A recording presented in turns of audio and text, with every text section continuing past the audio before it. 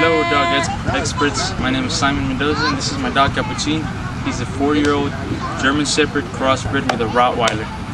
I just wanted to ask if it's too late for dog training, maybe some attack training.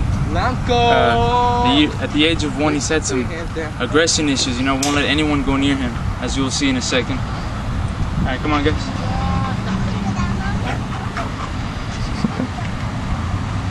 Oh shit, I forgot. Right, here we go. Real life situation. 3 young men walking down the street.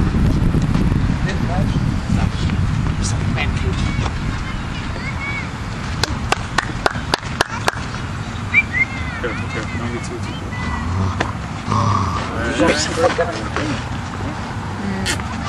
Oh my god! Damn, that was scary.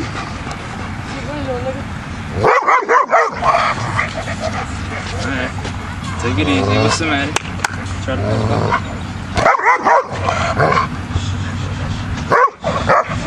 Oh my god!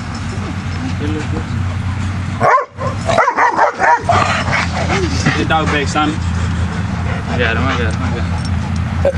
Oh, yeah? That's exactly what I mean.